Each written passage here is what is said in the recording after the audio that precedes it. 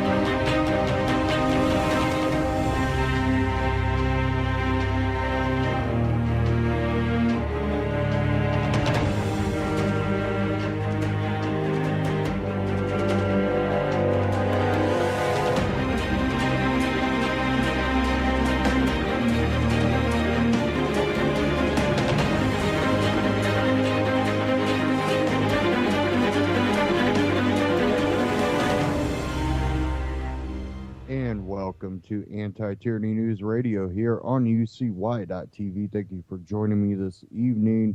We're going to kind of dive into it. A few things I'm going to start off with. One about the rigged financial markets, which is not really news to us, but we'll get into that a little bit later. But, coming out of the new report about ISIS being created by, our government.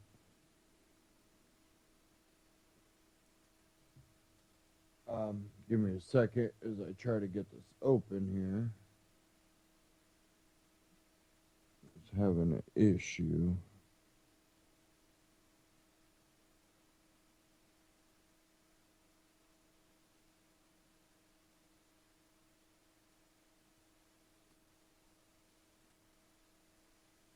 Okay.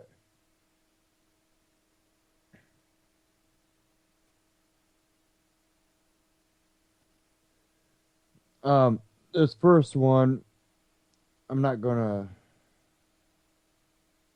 really play we'll see. But if you go to Truth and Media, which used to be benswan.com, truthandmedia.com, you'll get one article, confirms secret Pentagon report reveals U.S. created ISIS as a tool in a proxy war against Assad.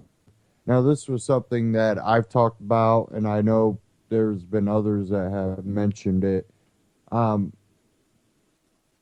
this being used, ISIS being a tool to go after Assad, and understanding what ISIL is, and the Caliphate, and the Ottoman Empire, and just knowing history, that's how we were able to understand it before it comes out. When you look at the history and you look at the people that we're allying with and what we can gain from it, and the political play with governments, and why we would go into Libya, and all these different little proxy wars going on, and understanding Saudi Arabia being the key ally in that whole region, and understanding the Ottoman Empire history and the Caliphate belief with ISIS and ISIL, and understanding ISIL is a bigger picture than ISIS. ISIS is the creation, and ISIL is the whole picture of the belief in what a lot of these people are going along with, and understanding they're, again, just a tool, and we only go after them when they're getting out of line. But their tool in Saudi Arabia, in a way, kind of gets to dictate when they're playing by the rules. Um, so, going into Yemen and understanding what's actually happening in Yemen is not even going after really, truly the people that are creating the harm. It's going after people that would dare stand against it. Um,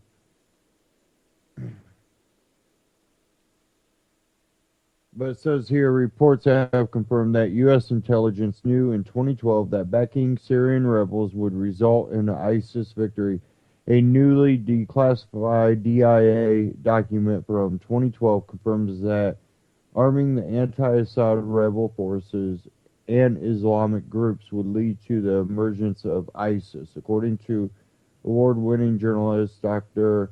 Nafiz Hamid. Um, a secret Pentagon document provides extraordinary confirmation that the U.S.-led coalition currently fighting ISIS had 3 years ago welcomed the emergence of an extremist um, Salafist principality in the region as a way to undermine Assad. And below is an excerpt from the DIA report.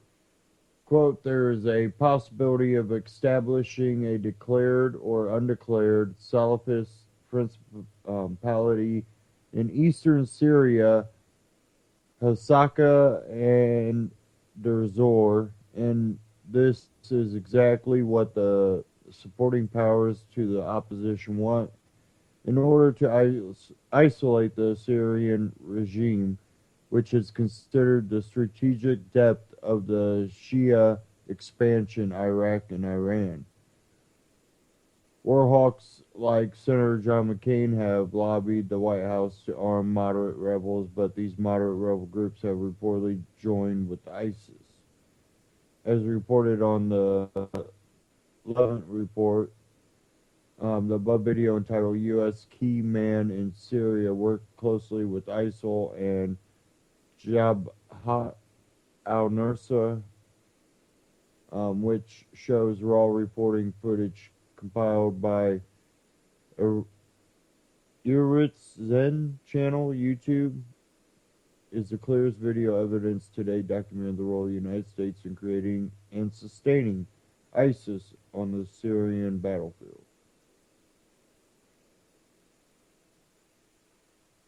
Last year, Vice President Joe Biden slipped up and admitted, start at 1:30, that there were no moderate rebels and had to later apologize for stating the biggest problems with our allies. He admitted that Saudi Arabia and Gulf states were funding ISIS to oust Assad. Recently, on the Scott Horton show, Brad Hoff reminded listeners that former U.S. Ambassador to Syria, Robert Ford, admitted to an Al Monitor journalist that he knew that U.S.-backed rebels fought with ISIS on front lines.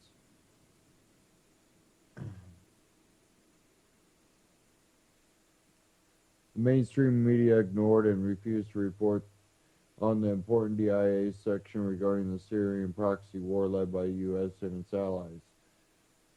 Truth in Media's Joshua Cook recently interviewed former Senator Bob Graham about the 28 pages and the House of Saud being the main support of ISIS and international terrorism. If Biden is correct and the Gulf states are funding ISIS, why is the U.S. not holding them accountable? In an exclusive interview, Truth in Media's Josh Cook interviewed Congressman Mark Sanford regarding U.S. foreign policy. Cook asked Congressman Sanford about his experience reading the classified 28 pages in the 9/11 report. Sanford told Cook, it cements my belief in the importance of government being transparent about what they do and why they do it. And this goes on.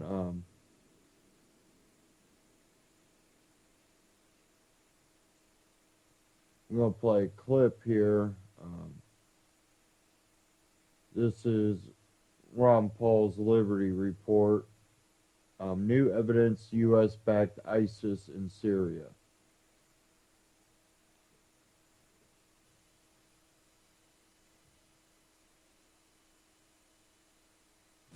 Hello, everybody, and thank you for tuning in to the Liberty Report. With me today is Daniel McAdams, who's the Executive Director of the Institute for Peace and Prosperity. Daniel, welcome to our program again. Thank you, Dr. Paul. Well, there's some very interesting news this weekend. It's on an issue we talk about all the time on foreign policy to the Middle East.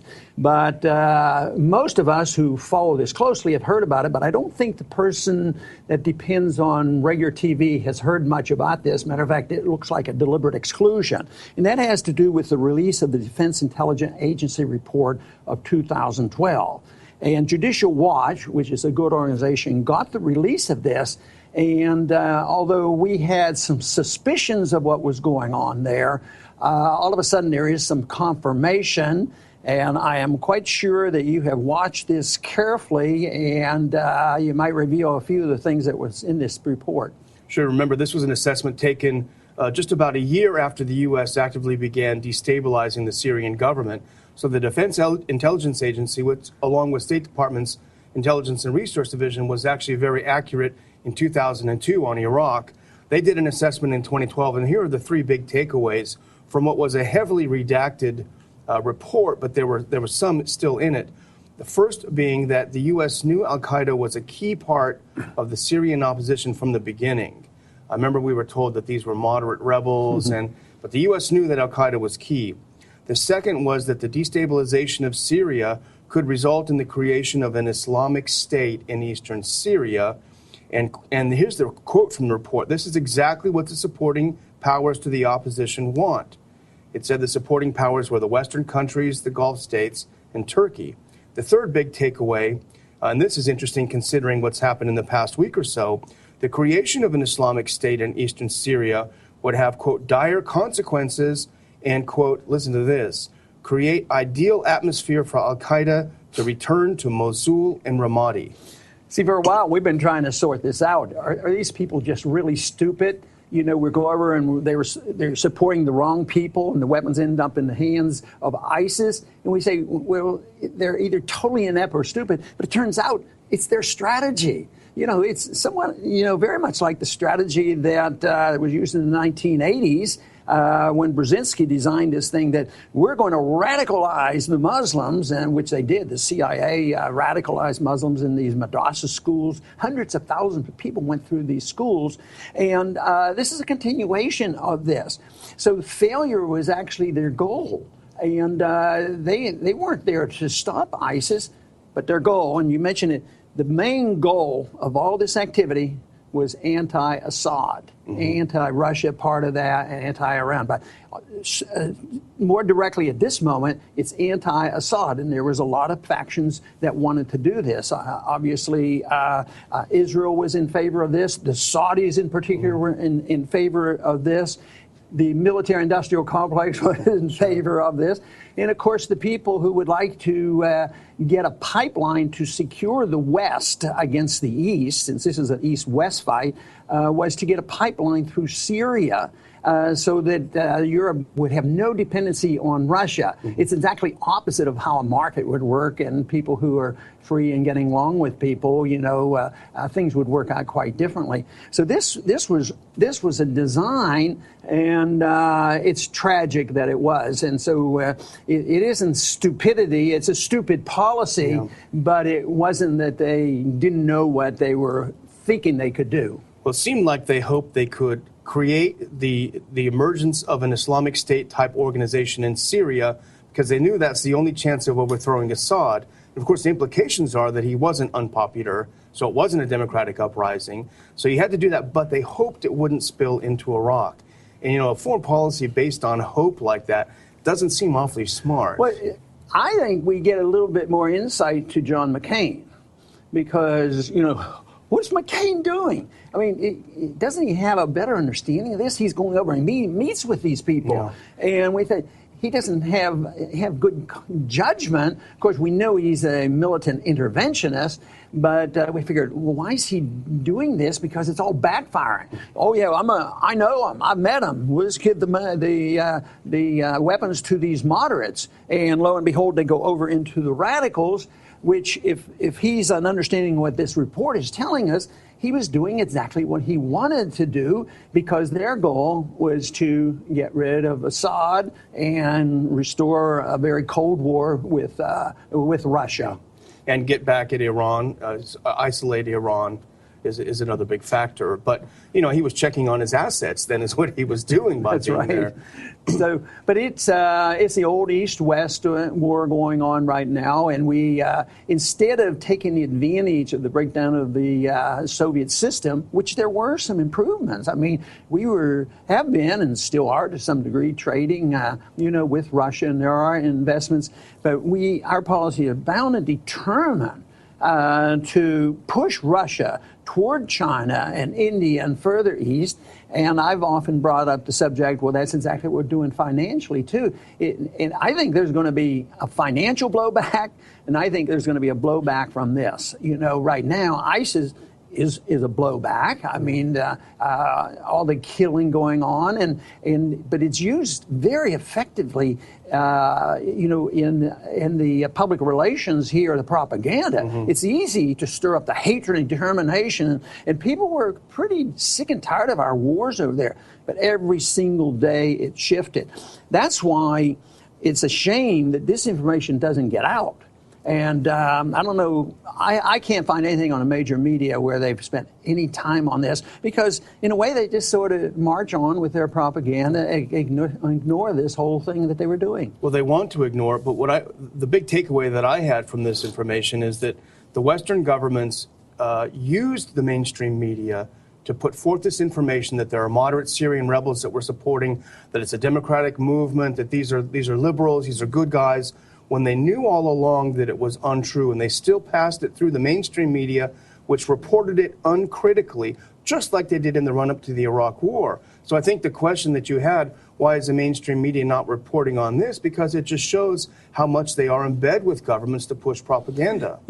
How long are the American people going to buy into this argument that we're defending freedom, defending the Constitution, and we are an exceptional nation, and our real goal is to spread democracy. Democracy when we use our CIA to fix elections, democracy when we conspire with our avowed enemies to overthrow one guy that we don't like, and if we just ignored him, like if we'd have just ignored Saddam Hussein, the world would probably be better off right now. But, it gets so silly when you get almost all the presidential candidates saying, "Oh yeah, we shouldn't have done this, we shouldn't have done this because it was a mistake," mm-hmm. And yet they were supporters of the war. So they are bought into this, but the real fault is that we have such a small voice. I hope we get a better voice because so many people agree with this issue.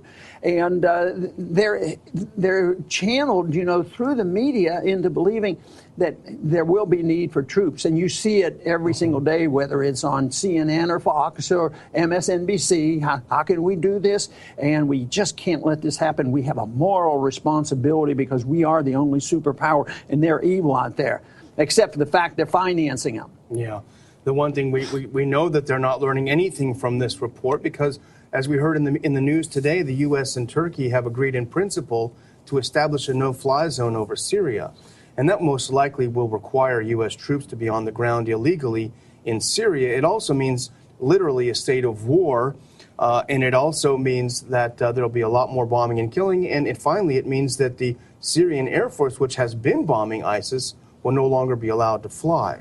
That's right. And the bombing is not going to satisfy the hawks. They're going to want the troops. And the military guy on CNN said, well, he knows he needs 500,000, to be a real military force and do something, and they still might lose like they did in Vietnam. He said, oh, no, we need a couple thousand here and take this town, and we'll shift them over here and we'll take this other town. And then all of a sudden they're very frustrated, and they say, Secretary Carter comes out and says, oh, can you imagine it? The Iraqis don't want to fight. Well, maybe they're sick and tired of fighting, and maybe they see the people that are fighting against the invaders represent their views more so. But this whole idea they wouldn't fight, that should be a powerful message. And why, one thing which is so sad, but it sort of is a good thing that's coming on, because these presidential candidates are saying, even though they were all hawks, they say, it was a mistake. We wouldn't have done it this way.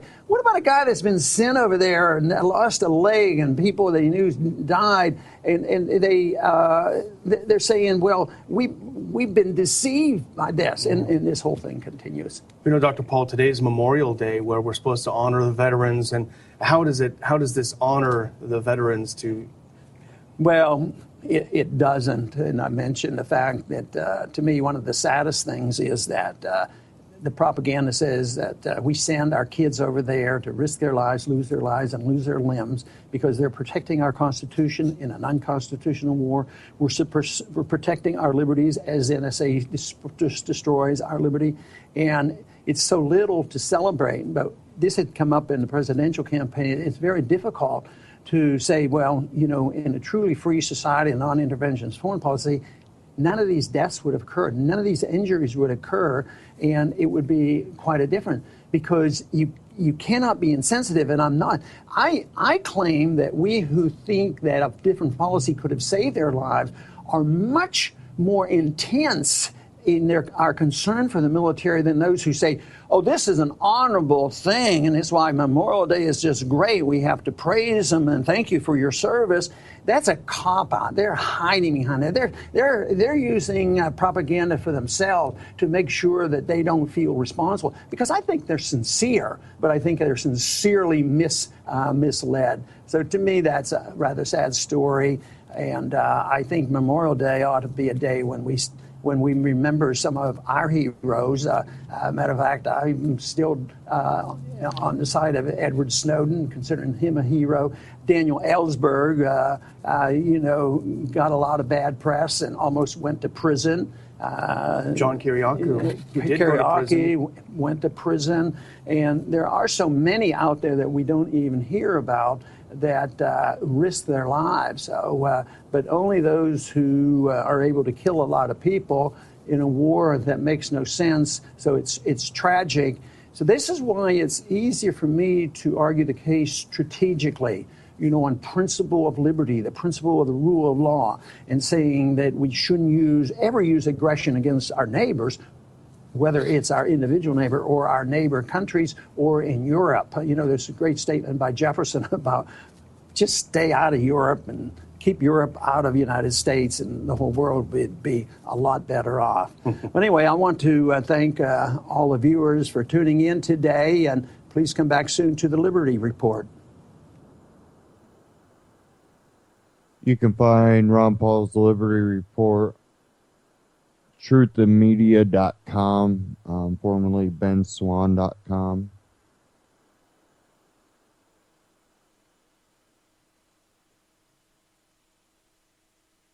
Okay,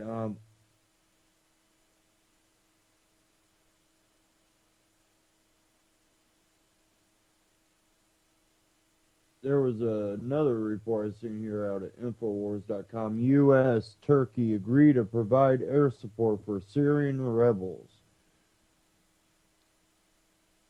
meaning ISIS against Assad. Turkey and the United States have reached a principal agreement, and this was on the 25th, the same day that Ron Paul Liberty Report came out, to provide air support for some Syrian rebel forces in a move that could signal growing involvement from Washington in the conflict, a Turkish official said. Turkish Foreign Minister Mevlut Cavusoglu told the Daily Sabah on Monday that to 15,000 moderate Syrian opposition forces that are, which we already know there's no such thing, currently being equipped and trained in Turkey would be provided further support in Syria. They have to be supported via air if you do not protect them or provide air support. What is the point? Told the newspaper there is a principal agreement on providing air support. How it's going to be provided is in the responsibility of the Army. You can read more at the original posting was International Business Times.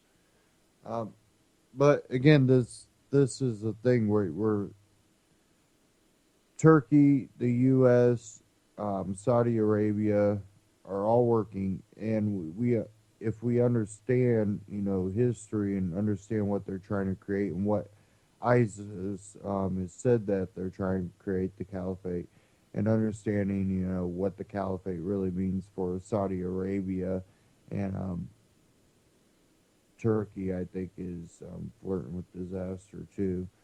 But understanding the Ottoman Empire, re-establishing the Ottoman Empire, you understand.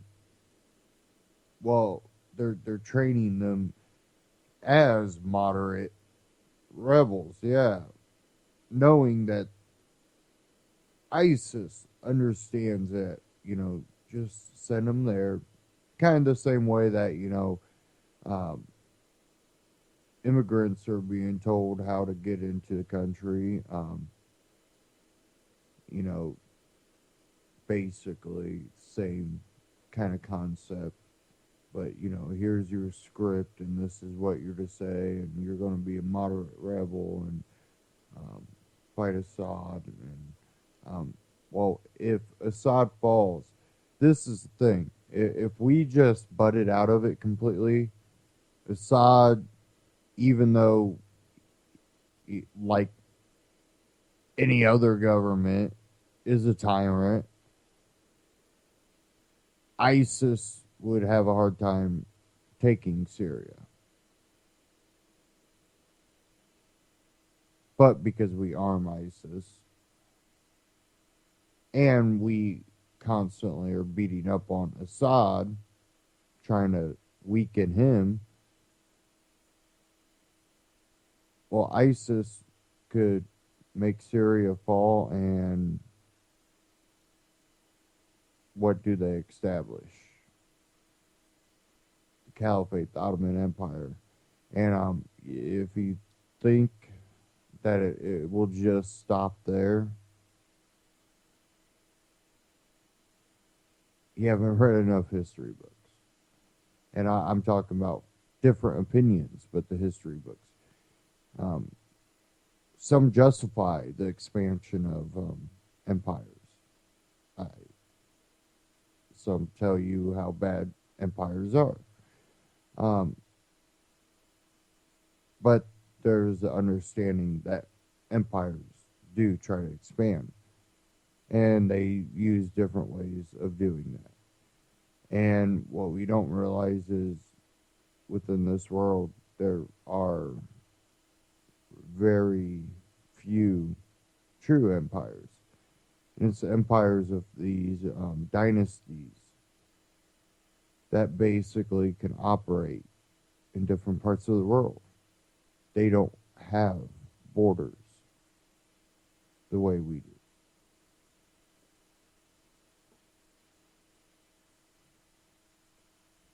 Their money is not checked at the border.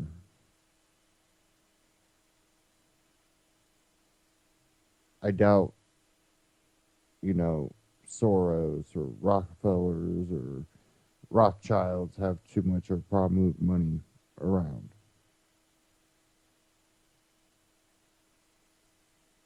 Talking about that, kind of get into this bankster stuff. I have one here from AMTV. 5 big banks rigged financial markets and no one goes to jail. And there might be some explosive language in Christopher Green's AMTV, but very informative information. It starts off with a press meeting here, so let's get into this. Starting as early as 2007, currency traders at several multinational banks formed a group that they dubbed the cartel. It's perhaps fitting that they chose that name, as it aptly describes the brazenly illegal behavior that they were engaged in on a near 5-year basis. Almost every day, for more than 5 years, traders in this cartel used a private electronic chat room to manipulate the spot market's exchange rate between euros and dollars, using coded language to conceal their collusion. They acted as partners rather than competitors in an effort to push the exchange rate in directions favorable to their banks, but detrimental to many others. Now, the prices the market sets for those currencies influence virtually every sector of every economy in the world. Their actions inflated the bank's profits while harming countless consumers, investors, and institutions around the globe, from pension funds to major corporations, and including the bank's own customers, who placed their faith in the market and relied on it to produce a competitive exchange rate. As a result of our investigation, 4 of the world's largest banks have agreed to plead guilty to felony antitrust violations. They are Citicorp, JP Morgan Chase and Company, Barclays plc, and the Royal Bank of Scotland plc.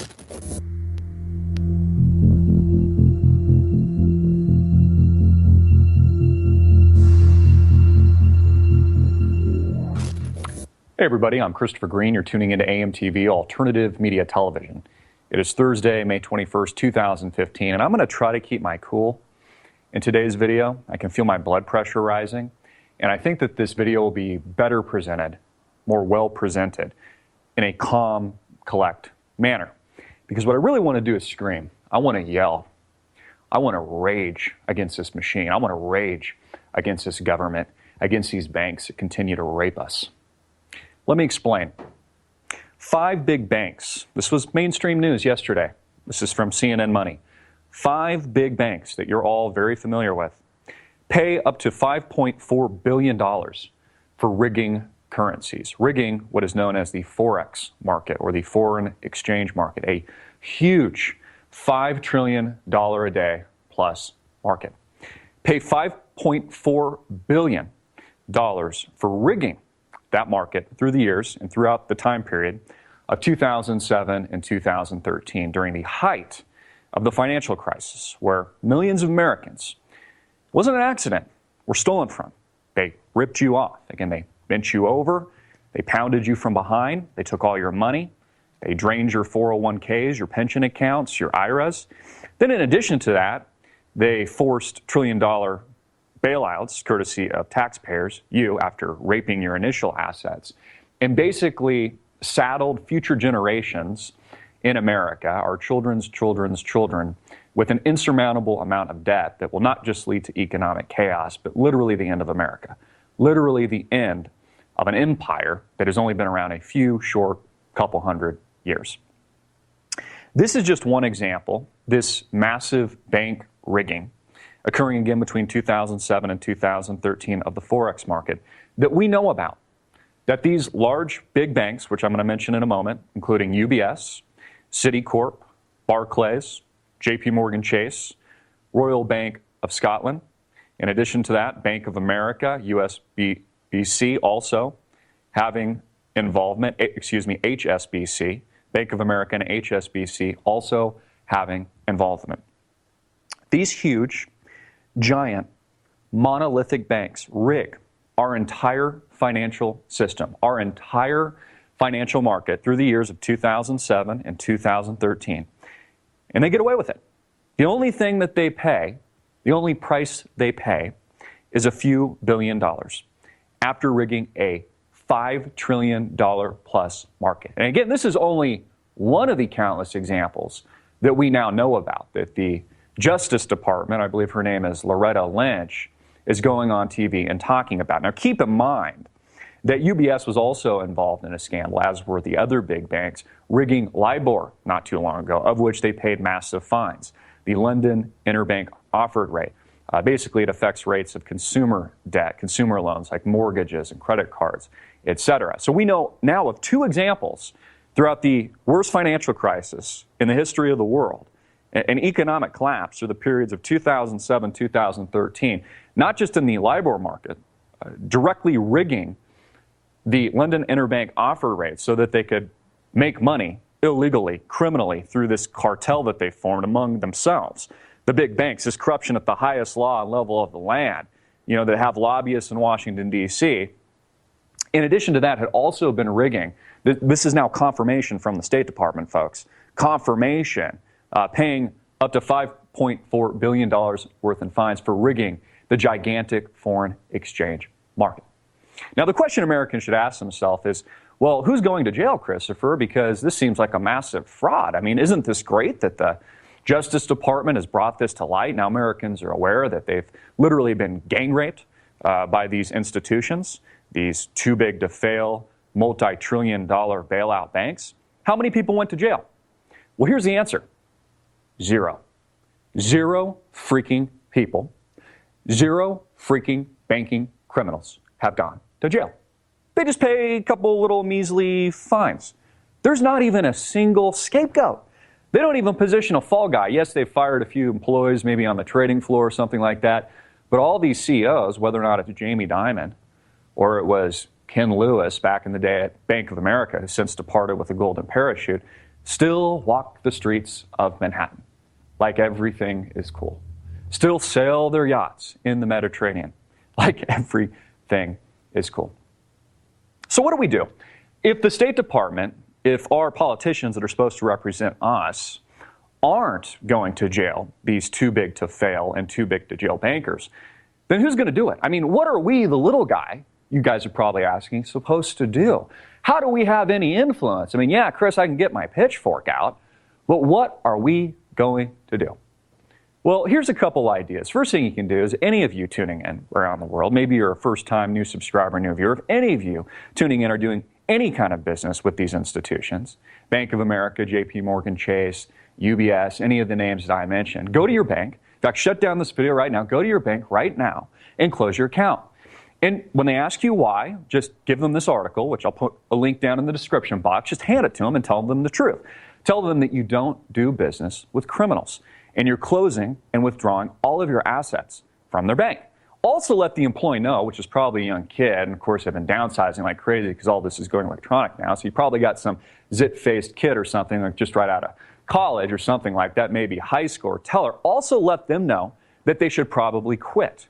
They should probably terminate themselves right away because they work for a criminal institution and a criminal cartel. Again, folks, nobody going to jail. Not a single gosh darn thing is going to happen. No fall guy. I mean, we saw the same thing with John Corzine of MF Global. Now, why is that? The reason for this is because they're in collusion with our government. In fact, the big banks, with their talents, control the government. They basically don't just control our government and politicians, they own them. That's why there's this revolving door. So it's up to the people to do something. So the first thing you can do, that the American people can do, that the people around the world can do, is bleed these banks dry. That's number one. In addition to that, number two runs around kind of the educational side of things. You know, many people are unfamiliar who run these banks. Who are these people? Who should be these fall guys? Who should be these people going to jail? Now, I'll pick on Jamie Dimon in particular because he's been at JP Morgan Chase for some time, current representative and CEO of JP Morgan Chase. Again, one of the recipients of these multi-trillion-dollar bailouts, who's been directly stealing and gang raping the American people. Raping, stealing, and any money that you lost in 2007, 2013 was because of these sea suckers. I'll try to keep it clean, but it was because of people like Jamie Dimon screwing you hard, taking your money and then stealing from you in the form of bailouts. Anything you lost, any future jeopardized, some of you had to go back to work, is because of these sea suckers. People like Jamie Dimon. Now, the politicians in Washington won't jail these sea suckers. No, they won't. They won't jail these criminals. So the second thing we can do as public, with our pitchforks out, is publicly shun these individuals, publicly shame people like Jamie Dimon, and make sure every American, not just people here in the United States, but everyone around the world knows who these people are. Know the face of Jamie Dimon. I'll put it up on the screen right now. Know the face of this sea sucker, of this criminal, so that they know them almost as well as they know Kim Kardashian or Bruce Jenner, who's, by the way, about to go through a transition. All this in the public sphere and the American public extremely interested in it. Public shaming. With enough education, and we need to do this for every single bank, and Jamie Dimon isn't the only sea sucker in this group. In fact, I could use some help. I'll help promote it, but maybe some of you can help AMTV through research, going through and finding every single individual that was a part of this fraud, a part of this criminal activity. Maybe some of you guys are attorneys out there. Maybe some of you are in government and the law. You're on our side. You actually want to represent the American people, the American public. You want to help us publicly shame these individuals. Get in touch with me. Send us an email at our contact page at amtvmedia.com. Help us develop a database. We'll put it online of every single one of these sea suckers' faces. So everybody knows who these people are. So when they're walking around Manhattan with their bodyguards or stepping out of a town car or going into a fancy restaurant or trying to do a business deal, the person on the other end will know who these sea suckers are.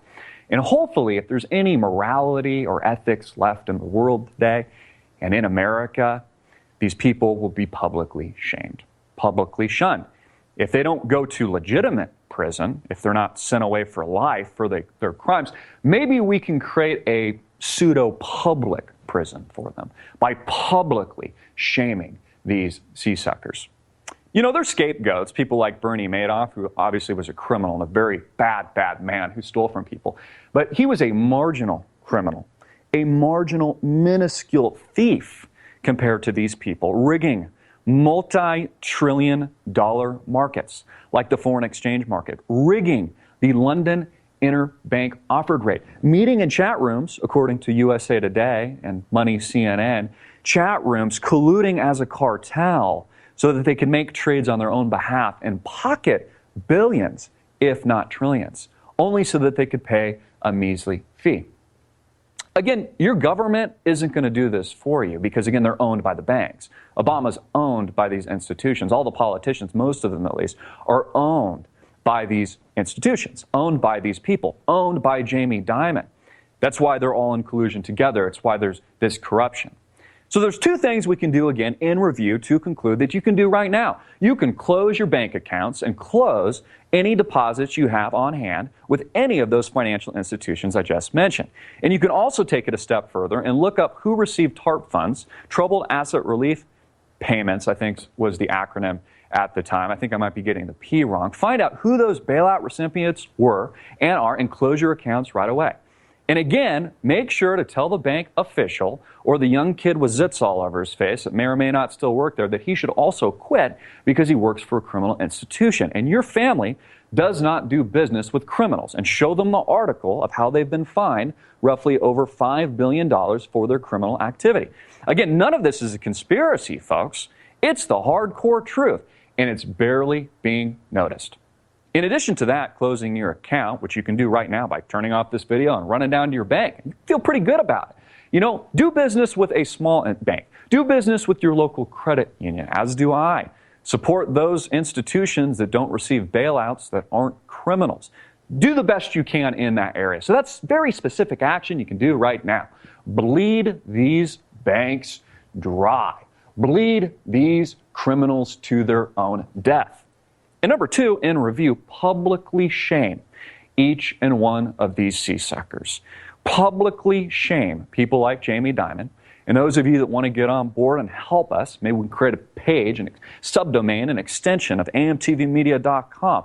We can blast every single person's face involved in this criminal activity so that America, and those of you tuning in around the world, masses, the general dazed and confused masses, are educated to who these criminals are.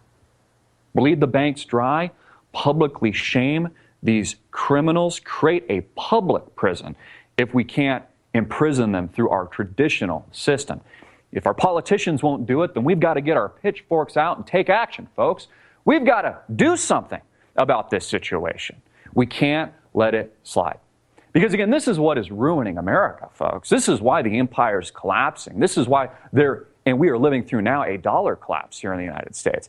It's why the United States has lost its superpower dominant status that we've enjoyed post-World War II. It's why everything is unraveling at the seams. It's because of this corruption.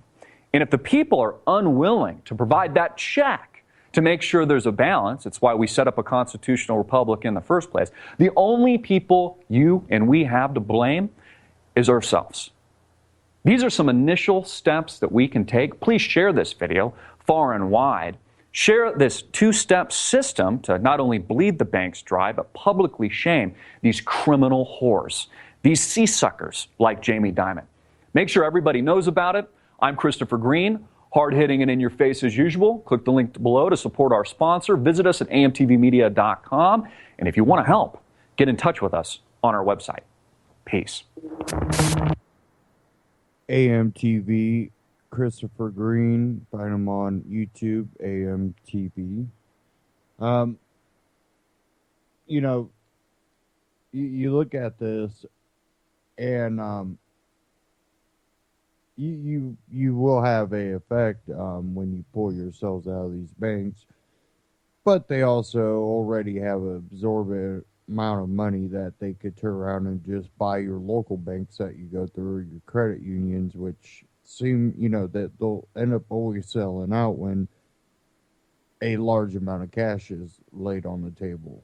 And the amount of money these big banks have is extraordinary. They get bailed out, they manipulate the market, and then they have this power, basically, because then it's hard to get out of the system unless you completely get out of the banking system. And you should pull your money out, and if you do need a banking system, try your credit unions that haven't sold out, your local banks that haven't sold out. Do your research.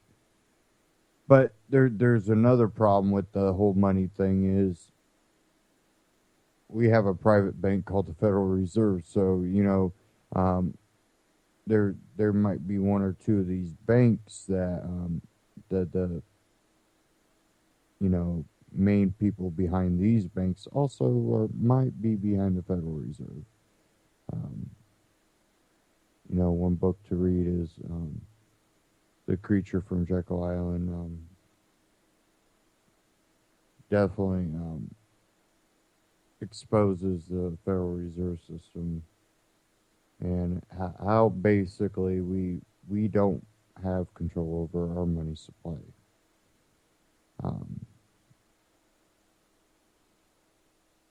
And anymore we call it printing of money. It's really just adding dots and zeros on a computer. And occasionally printing a crap load of money.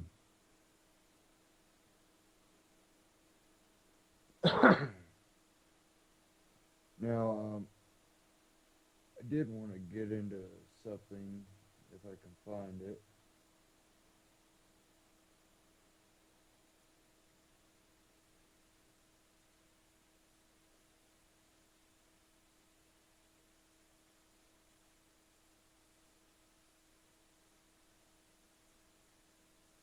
Few things I'm going to cover, but I'm trying to find the specific one.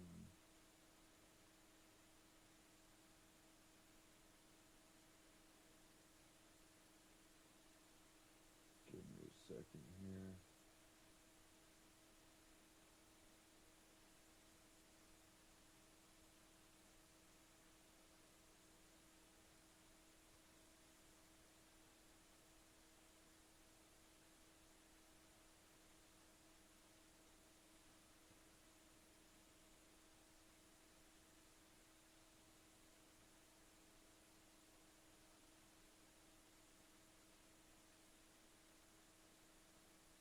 I can't find it.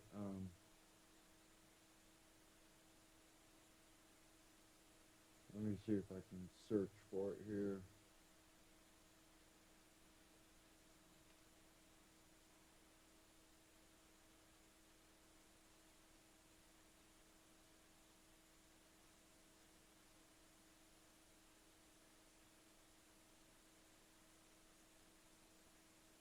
Trying to find it.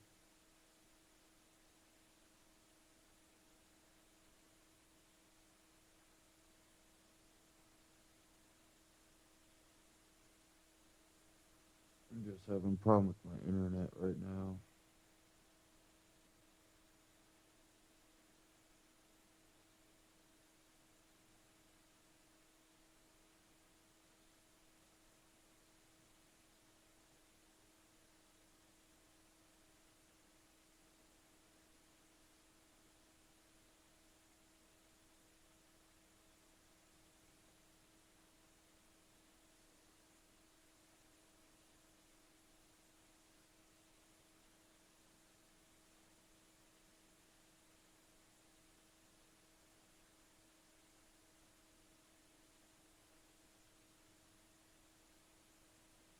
Well, I got one here. It's from stoptpp.org, so of course it's going to be biased. Um, but it says here, this last post it's on their main page. It says, we are waking up, the fog is lifting, we're sweeping away the lies and secrecy. The corporate and political leaders of the Pacific Rim nations are meeting in cities across America such as Chicago, Dallas, San Diego, and Leesburg to turn the Pacific Ocean and its peoples into a giant privatized corporate lake characterized by non-union workers, Walmart supply chain feeders, poison landless agriculture laborers, a dying biodiversity, and rising drowning sea levels. We cannot and will not let this happen. These meetings are officially referred to as the Trans-Pacific Partnership Talks. The nations involved are the United States, Australia, New Zealand, Singapore, Malaysia, Vietnam, Brunei, Chile, Peru, Japan, Mexico, Canada, have indicated a desire to join. The economic power of this group is more than 40% larger than the 27-nation European Union. The claimed purpose of TPP is to promote development and create jobs. The General Assemblies of multiple occupations across America hereby invite our communities, regional neighbors, and our co-inhabitants of Earth in general to join us both protesting the TPP and also creating a new world. Now,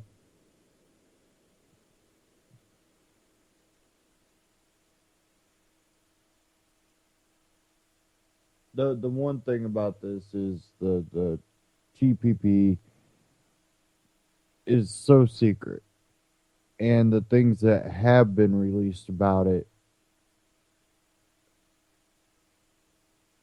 it's you got people that you more than likely would ever agree with, maybe on a few issues. Well, this one usually has come up lately is something that the left, the right, anybody that wants some sort of liberty, if you want to call it that,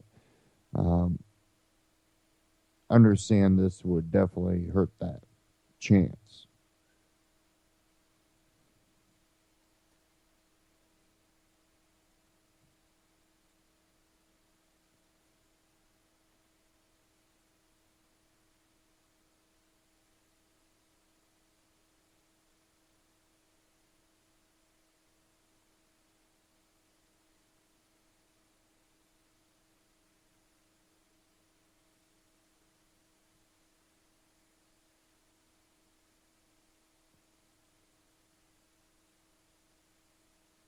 Give me a second here.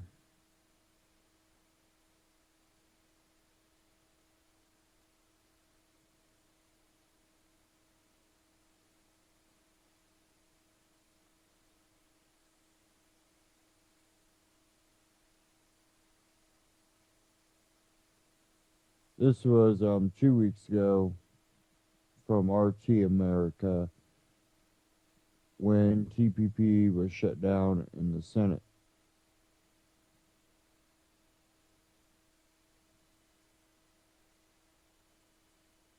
Senate Democrats have moved to block President Obama's trade bill. It was a critical test vote in the Senate over whether Congress should open debate on giving the president trade promotion authority. Today, the Senate said no. RT correspondent Amira David has the latest. The Senate sent a strong message to the president today. 52 senators voted against opening the debate over whether to approve fast-track authority for President Obama. 45 voted for it. That authority would let the president negotiate international agreements that Congress could approve or disapprove, but not amend in any way. So the idea is giving the president the opportunity to sort of expedite the process of trade proposals, much like the Trans-Pacific Partnership. And that's, of course, the pending trade agreement being negotiated with 11 other Pacific Rim countries, including Japan, Vietnam, Canada, and Mexico. However, it's met a lot of resistance from workers' rights organizations, from labor unions, from other public advocacy groups.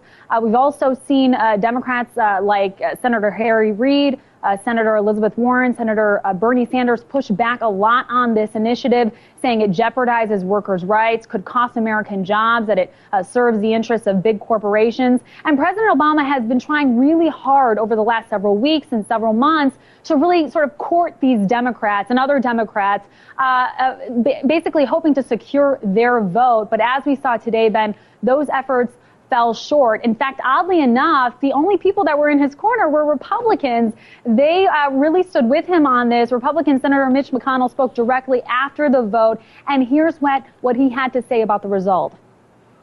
I suspect we have colleagues on the other side who aren't that comfortable filibustering economic benefits for their constituents, or a president who leads their party. I suspect some may be parking their vote rather than actually buying the outlandish rhetoric we've heard from the left. Certainly that's my hope.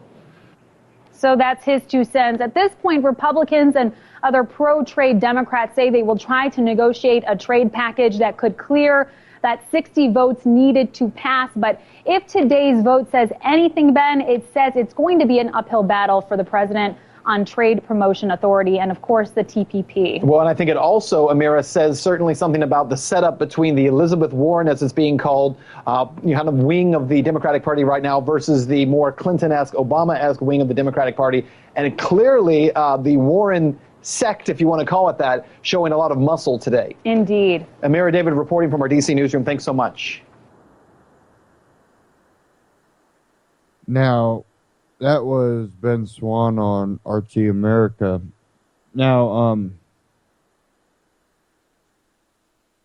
what a lot of people are worried about is the creation of this type of union that would give up sovereignty, that would actually give the basically it would shred any remnants of the Constitution, meaning in reality that they no longer even recognize rights, even the ones outlined in the creation of the United States, because it will no longer just be the United States. And by fast tracking it, not being able to review it, even though if it is introduced, it'll be introduced in a way that you won't have enough time to read the whole thing. It'll be shoved through. People be lobbied and paid for to get it passed, and even though there's people that might stand up against it, will enough not sell out.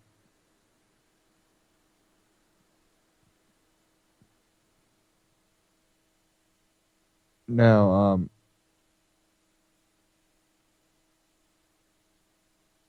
where are we? Okay, we got enough time. Alex Jones, went on a spat about TPP being global government on parade. And I'm just going to play a short clip of that.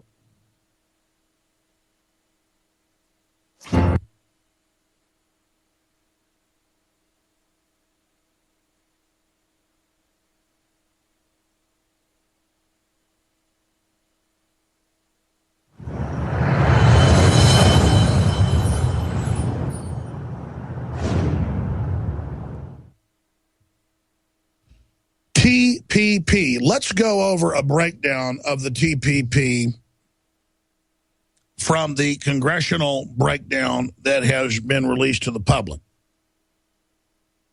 Let's go over what they say about it. Let's go over the history.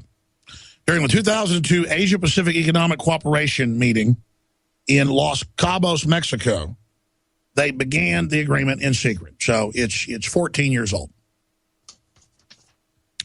Trans-Pacific Partnership, Trilateral Commission Plan. The talks started with Pacific P4 in 2008, officially, again in secret. They had 19 formal rounds of negotiations since then. All secret. All secret. All special deals and special interests in there with all these lawyers writing it. And it will transfer all U.S. trade representative systems to any country touching basically the Pacific Ocean, which is almost the entire planet. I mean, Africa technically goes into the Pacific. Russia, Japan, the United States, just basically everything. It continues. But again, under Trilateral Commission, the agreements have already been signed to transfer the power. Investor-state arbitration, global taxation, where money goes, not allowing you to leave with money. Getting rid of offshore trust for small groups, not for the elite. It's sewing the planet up. Negotiation of secrecy in further treaties. Currency manipulation. Tariffs are to be agreed to by now this foreign group. Intellectual property. That's the big one that has the major tech companies saying it's horrible because it ends free speech, ends any type of intellectual property except for the elite groups that are part of this. And it continues. Cost of medicine globally is decided. Income inequality, that means global taxation. Environment. They said they could anything directly threatening our climate and our environment, including new rights that would be given to corporations and new constraints on fossil fuel industry, all have a huge impact on our climate. These are quotes that they've released in the January 2014 meeting. So global carbon taxes. And it goes on from there. And the details are all secret. I'm going to say it again. Secret, secret, secret, secret. Private corporations liaisoning with government and special interest, secretly creating global compacts that Congress, that creates the laws, signs its authority over to. What do you call that? You call that planetary government.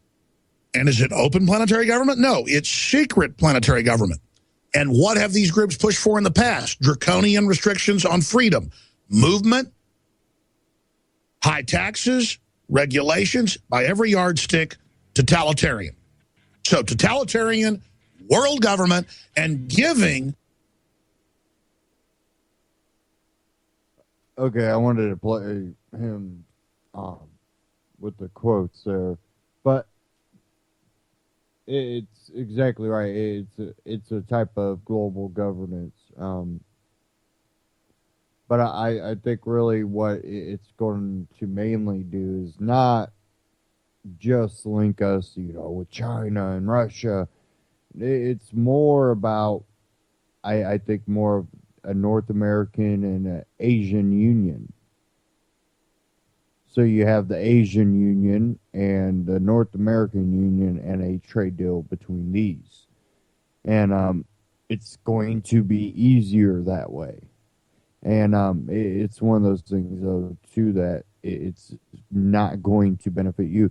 And you already, there's articles out there talking about the car companies wanting to use copyright to prevent you from being able to work on your car by making the companies that provide chips or anything like that for modifications or scan tools to have to go through the manufacturer to be able to make something.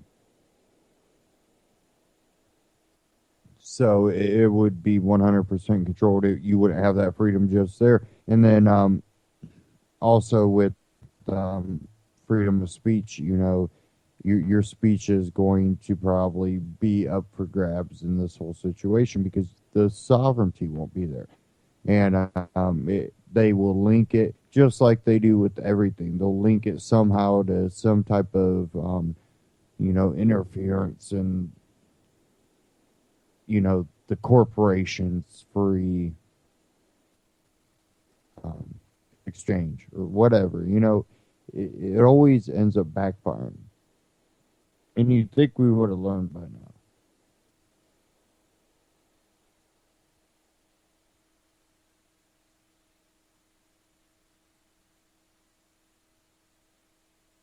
Okay. I think we'll move on here. So that, you know, that's just some of the foreign news going on right now.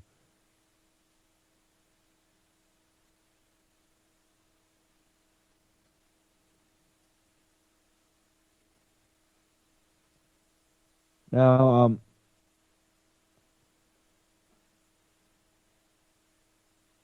I got one here from We Are Change. And this is covering a hacker. This gentleman was a white hat hacker. And he hacked the airline. And from what was said in reports, basically he hacked a airline and was able to adjust the thrust on one of the engines just enough to just slightly, he did it for like a split second, just slightly make the plane go a little off course. Not enough to even make the pilots aware. And then he basically tweeted something out that let them know that there's this flaw in their security, and then of course the FBI decides, hey, you know, you're wanted now for terrorist actions. And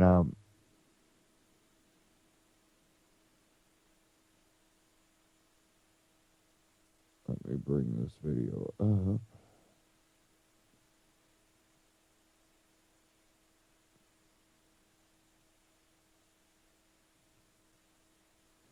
And John McAfee spoke with Luke Rudowski about this, and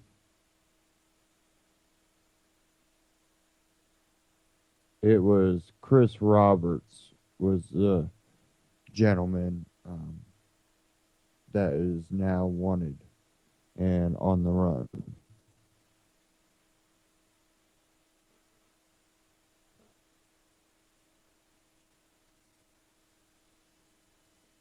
This is Luke Rudowski of WeAreChange.org here in Miami, Florida. I am joined by John McAfee, a man who needs no introduction at all. Now, John has just told me an incredible story about his friend Chris Roberts, the man who has been in the news, who recently hacked an airline. Now, he's going under extreme pressures. But first, for the people who don't know what Chris Roberts did, can you give us the full story, John? Yes.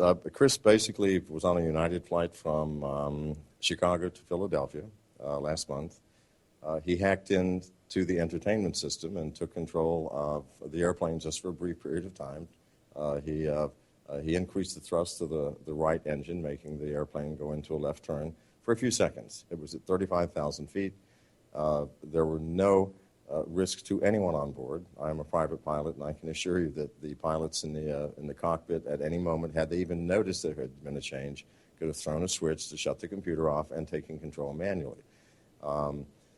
People like the head of security for Yahoo, Alex, has stated that it was a terrible act, lacking conscience. I disagree fully. The U.S. government is now going after Chris, claiming that he has commandeered an airliner, which is a terrorist act, for which I'm certain the punishment will be, life imprisonment at the least. He is a man with a good heart. He has shown us a tremendous flaw in the Transportation Security Administration security that I wanted to know about, and we all should know about.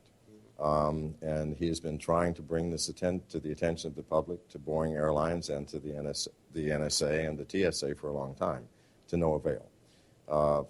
The government has made a witch hunt out of this. Chris has gone dark for his own safety, and we have to do something. We can't just let the government say this is a bad man who was trying to harm innocent people. That's not the case. He was trying to point out, after trillions of dollars and 14 years of Transportation Security Administration, quote, protection, anybody can hack into an airplane from the entertainment system. Clearly, we have a problem. Yeah, now, the details are very important because he went on the airplane through the entertainment system, got into the cockpit electronically, and was able to do anything he wanted to the airplane. And he is a white hat hacker. Yes, definitely. Chris Roberts is a white hacker of the highest order, a man with conscience, a man with heart, and a very brave soul to have done this. Again, I do not buy the opinion that he put people at risk. I'm a private pilot. I can assure you that the pilots in the cockpit, had they even noticed the tiny variance, could have any moment thrown a switch and said, "Oh, I've got to take this stick myself." That's what they're trained for. That's what they're paid for. The pilots didn't even notice that this change happened until Chris actually went to the authorities. That's correct. In fact, the pilots didn't know it happened. When Chris was detained by the FBI, because he tweeted a little about what he had done, he then said, "Yeah, this is what happened and this is what I did." The FBI then said, "Well, you commandeered an aircraft. This is a terrorist act. We can't let this stand. We can't. You have to do something. Because if Chris goes down, all of us in the security profession, we go down too. Not with him, but soon after. Because that will open the door to government interference and control of an impossible degree that we cannot live with." Now, have you been in contact with Chris, and can you tell us more about the person that Chris was? Oh, Chris is. Not directly. I've been in contact through another close friend of mine. Chris has gone dark, and for his own safety is only talking basically to one person who then communicates to the rest of us. He's well. He's obviously unhappy and sorry about what happened. He said he's very sorry that he made that tweet. But he did, and this is where we are.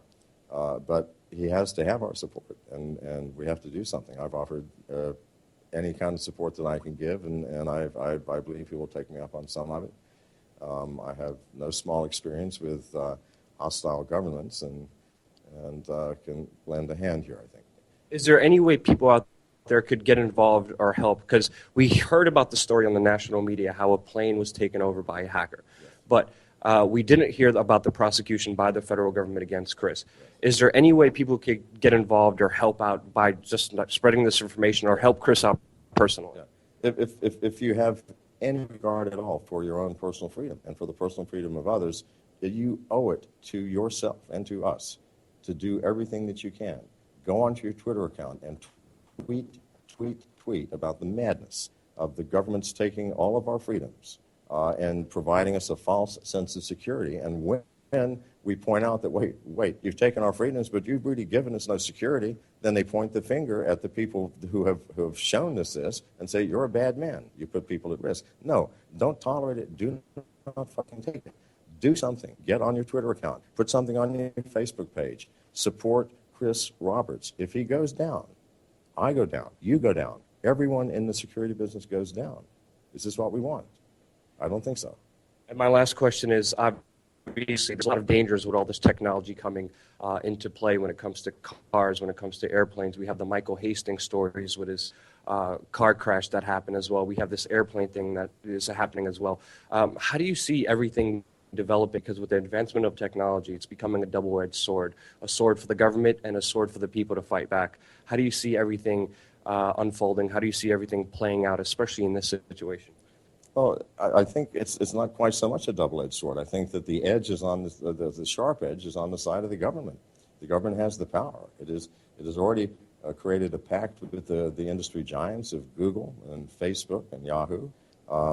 It has a history of interference with these companies and obtaining information under false pretexts. The government has the power. We are fast losing ours, but we still have the power of our word. We still have the power to say something. We have the power to influence. If enough people get up in arms, I don't mean in arms in an army way, I mean get pissed off. Say, I'm mad as hell, and I'm not going to take this anymore. And open the windows, scream it out in the streets, carry a sign, do something. Because seriously, if Chris goes down, we all go down. Don't let this happen. Very well said. John, keep up the incredible work. The link will be in the description below, and definitely get this story out so we know exactly what's happening. Chris Roberts, and the story cannot go silent. With you as your voice out there sharing this story to everyone. Thank you again so much for watching. Chris Roberts is the name. Google it, search it, spread it, and you can find that video and spread that video from We Are Change on YouTube and wearechange.org.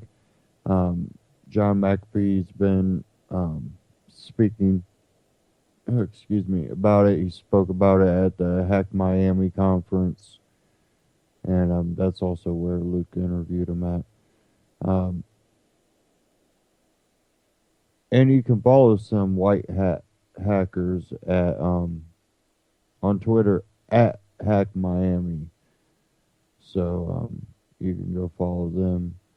And these are people that expose the vulnerabilities, definitely in a lot of this new technology that they seem to be wanting to force. And you know, they're already talking. Oh well, you know, we already got the driverless cars out there. So if unsightly tartar buildup is giving you sure where that's coming from.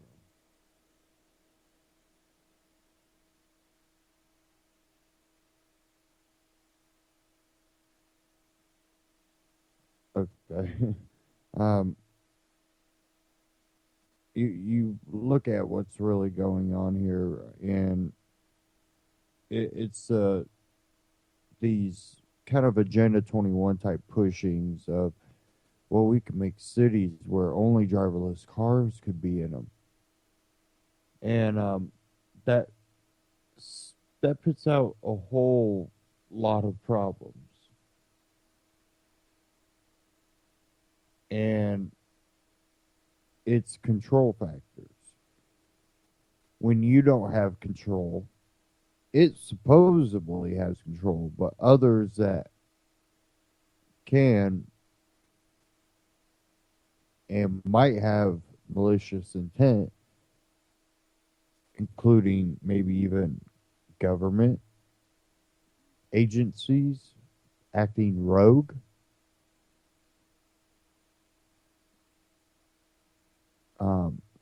Again, you know, Luke brought up the Michael Hastings. There's a lot of speculation about what happened by the accounts of the eyewitnesses. Just the accounts of eyewitnesses talking about how the car was acting. And it really seems extremely suspicious. And the abilities to hack cars like that, definitely these real high-end supercars that are heavily electronically controlled, and a lot of times, you know, you got a lot of these cars that have, you know, look at some of the GM cars that have the OnStar where they can shut the car down. You know, when that control factor goes to something like that, it leaves a opening for malicious, you know, doings to go on. And whether it be, you know, OnStar being controlled or collecting data, or you just don't know exactly how this technology could be used to hurt you. there's of course there's benefits that can come from it. You get in a wreck and it notifies them, but we don't know the complete picture of how someone might be able to hack that system. What if they already know how to hack it? What if there's whistleblowers, journalists that maybe rogue government agencies want to shut up? You have high amounts of money going towards defense, NSA, and other agencies that seem, at least from top levels, to be acting in a way that might not be supportive of the American people. Now, that doesn't mean that all these people that are in these agencies are bad people. There's probably a lot of good people. But, we don't know what's coming down from the top. We don't have transparency. We don't know what's being done for security interests and what's actually being done to prevent opposition. And what type of opposition? More government or,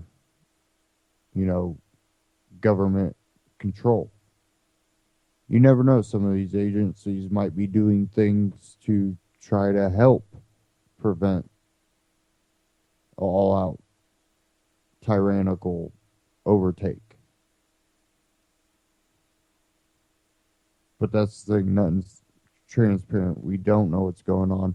We do know, though, things are leaked. And there are people that are willing to expose what's going on. And I think that the more this goes on, the more even the people within these agencies realize that, hold on, this is eventually going to affect, people I care about, people I know. Because if they have to start thinking about going into towns that, hey, this is kind of like the place I grew up in. These people are kind of like people that I grew up around. And it's an American place, and we're supposed to go in and, shoot anybody that tries to stand in our way. Martial law, there's probably going to be a pretty big opposition. A lot of times we scrutinize people from joining the military. Maybe some of these people in the military join for the right reason, understand what's going on, and that's exactly why they stay in it.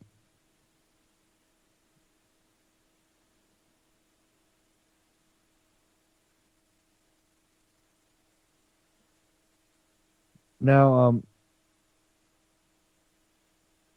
I know a lot of people have heard about the oil spill. There's a real short clip from We Are Change. Oil company hires security guards to block press at oil spill. And we know people have still gotten through, and there's been animals being saved. And, I'm not a big supporter of completely, banning this oil type.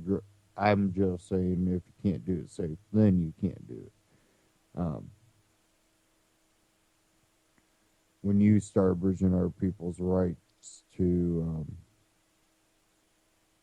be able to live, really, you take out wildlife, harm people's health, and put people's lives in danger. then you should be held accountable. But that's the thing. Our justice system rather have pot smokers behind bars than people that harm things.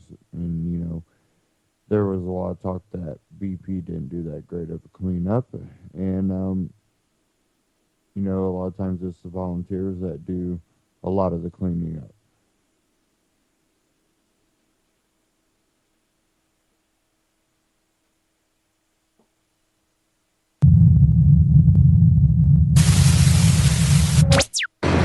There's no one over there. We're wondering if we could talk to somebody. Yeah, let's go over here.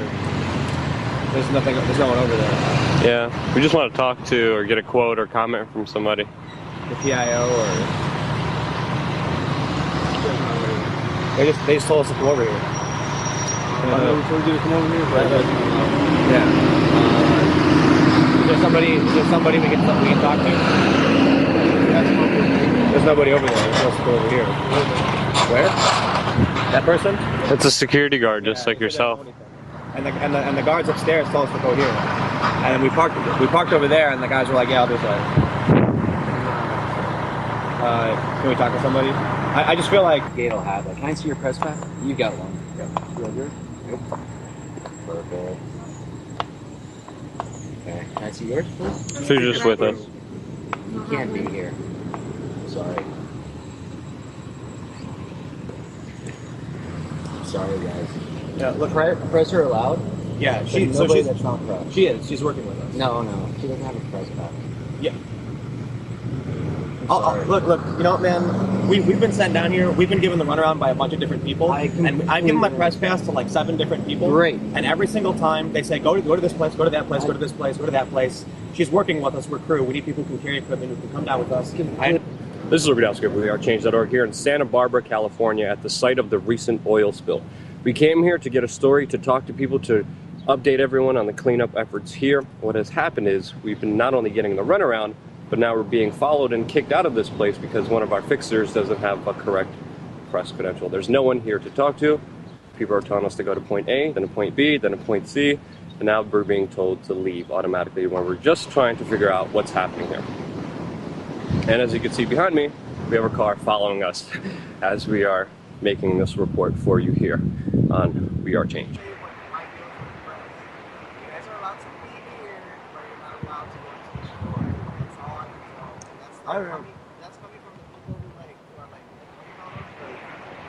But nobody can go down there, media. If you want to take pictures and everything, it's gonna be okay. So how do we film the water? How do we film?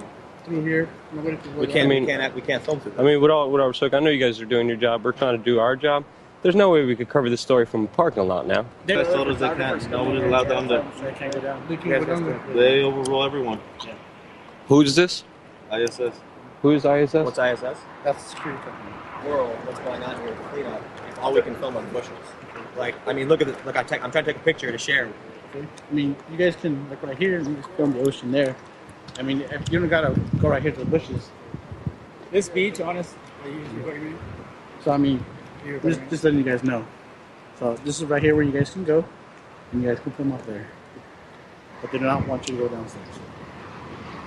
And I don't give you permission to record you. Do you have a sheriff's number? Yeah. So, what's your name, sir? Luke. Luke what? Yeah. Okay. Well, So I'm asking you. There's nothing else I can do. I'm asking you who is. You said they're granting you access. I'm asking who they are. Okay, I just told you where you can go to get that information. So what you're saying is, you are. What I'm saying is, if you need the information, you go to the next entrance. That's what I'm saying. We're cool then. You're gonna go to the next exit. You cannot go down to the beach. It ain't gonna happen, guys. So, but who's telling you you can't do that? Listen, you're not gonna go down to the beach. How about this? How about I call the police over here, and then you hear from them. And Absolutely. I mean, does that make? If the police.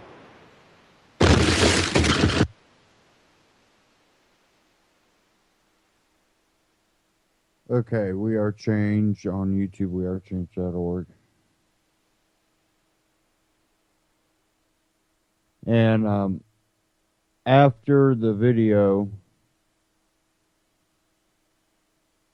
the police arrived and gave them partial access to the beach, basically telling the security firm that no, they could go down to the beach, they just couldn't get so close in contact with the water or whatever. Again, showing how these rogue companies are basically trying to claim authority and suppressing people's rights, basically.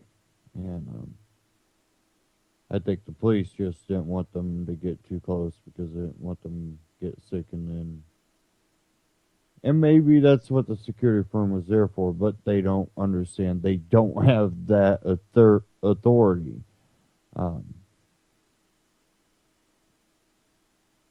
And really, if someone wants to come in contact with that stuff and put themselves at risk, I think that's on them and they can't sue over it.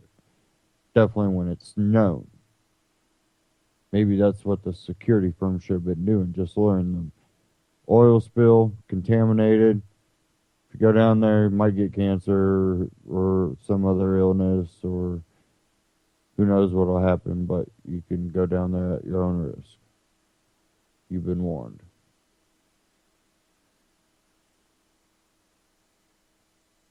But what this might also be is, well, let's not let them see how we're cleaning it up or how well we're cleaning it up or what we're doing to get rid of it.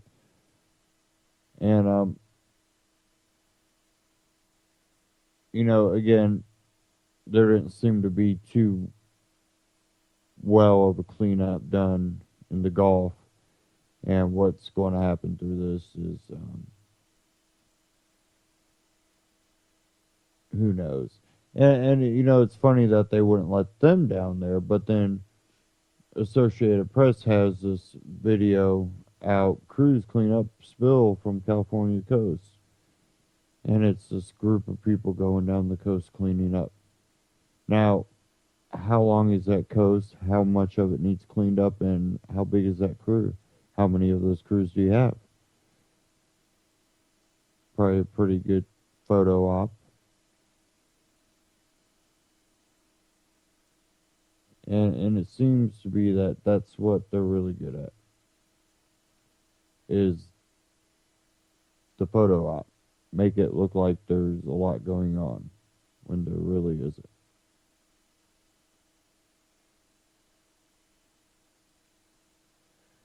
Okay, moving on here. I got one here from the freethoughtproject.com. Lawsuit, guards at Rikers allowed to rape inmates with consent from city officials.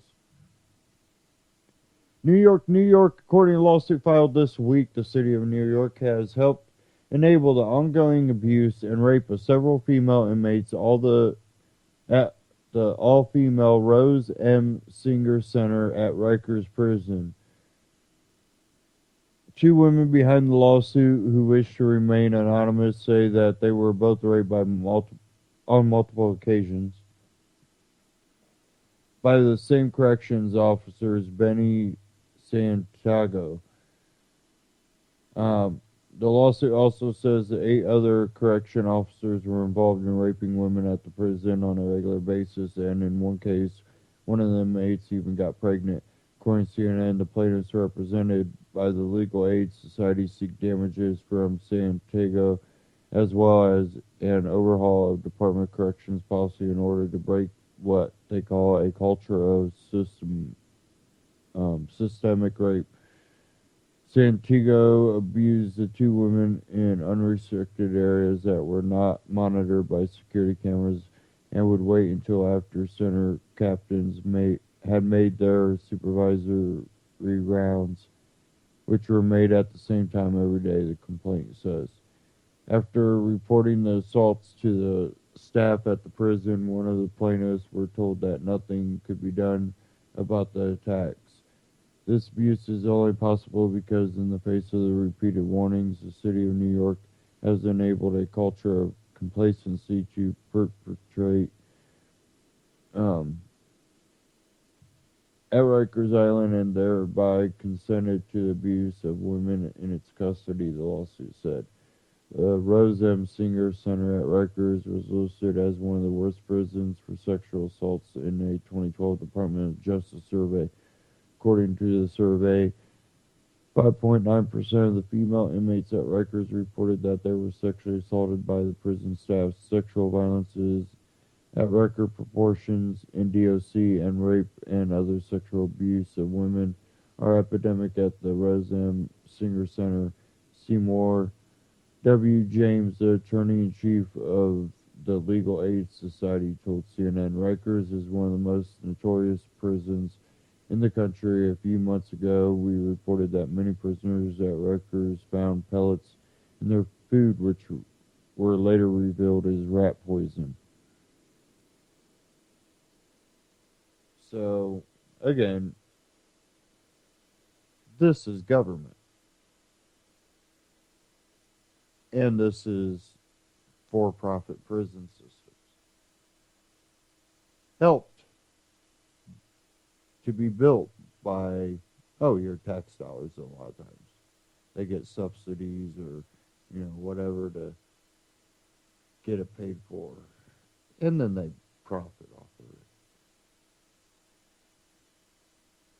And what does this, create? A police state.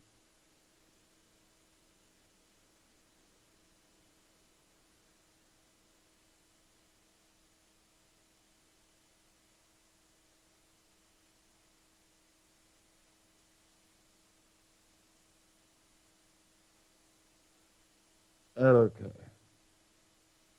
I had another one here from the Free Thought Project.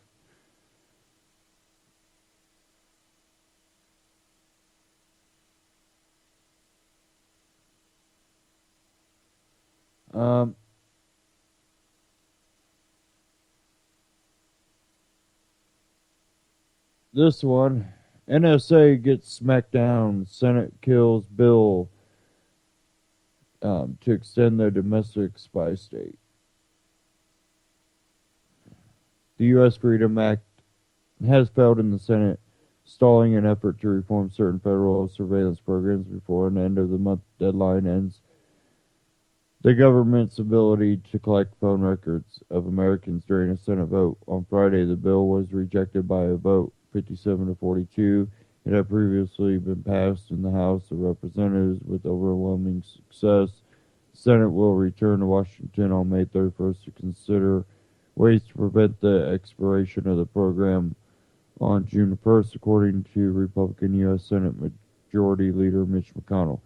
Had lawmakers approved the Freedom Act, the bulk collection of American telephone records as conducted by the government under the controversial interpretation of Section 215 of the Patriot Act would have been limited by new restrictions.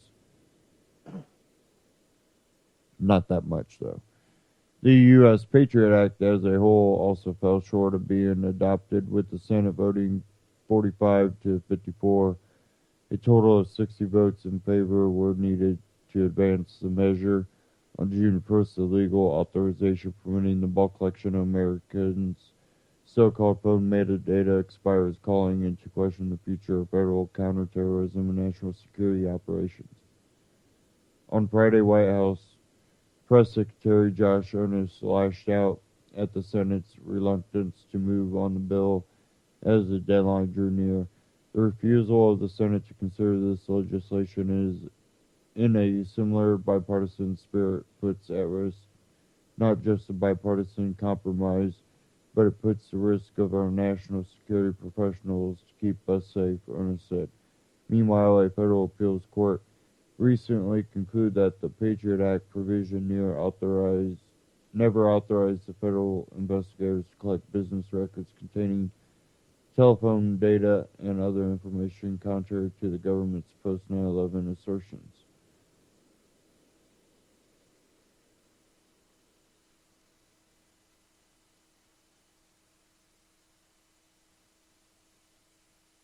Now, I have another one here. This is from Mediaite. This kind of relates to it. Edward Snowden reacts to Rand Paul's Patriot Act filibuster. Beginning Wednesday afternoon, Senator Rand Paul Republican Kentucky embarked on what ended up being a 10.5 hour speech from the Senate floor that may or may not have technically been a filibuster against the renewal of the Patriot Act and the NSA bulk data collection. The fact that this debate over surveillance is happening at all is primarily due to the revelations brought forward by NSA whistleblower Edward Snowden 2 years ago, a point the still exiled Snowden readily acknowledged in a Reddit AMA on Thursday. Here's what Snowden had to say about Paul's stand. It represents a sea change from a few years ago when intrusive new surveillance laws were passed without any kind of meaningful opposition or debate.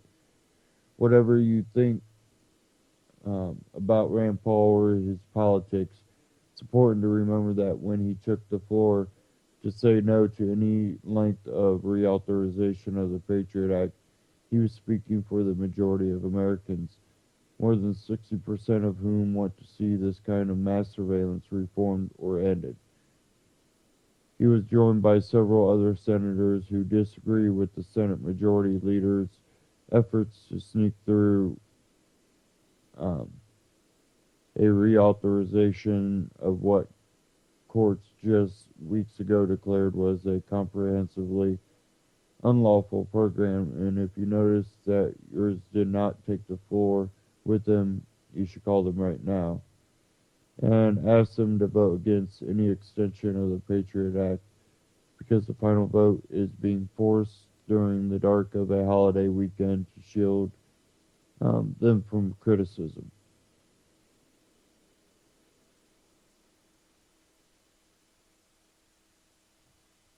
Snowden, who hosted the AMA session along with a representative from the ACLU, urged participants to call their senators, especially Majority Leader Mitch McConnell, Republican Kentucky, and let them know they want to kill the extension of Section 215 of the Patriot Act set to expire on June 1st.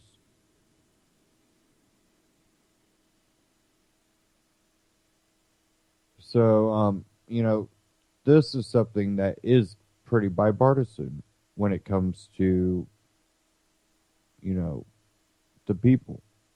The people don't like being spied on. They don't like it when strangers do it. They don't like it when government strangers do it.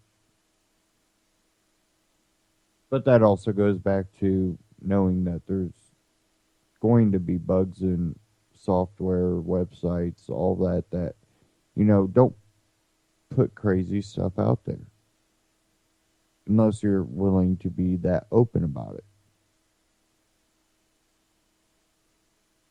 The more you put out there, and definitely the more controversial stuff you put out there, of course you become somewhat of a target. We all kind of deal with it that out here that speak out. It's just how it is. And, I've been pretty open about, what I believe in. And there's people that are going to disagree, people that are going to hate, people that are going to threaten. And you just go about your day. And, there's always going to be those type of people out there.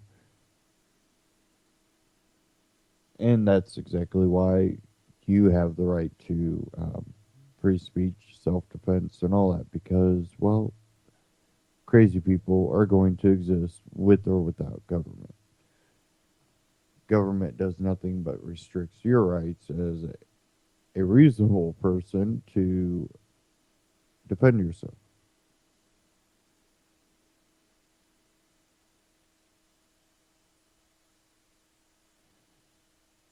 Okay, back to truth and media real quick. There was one last thing I wanted to cover from there.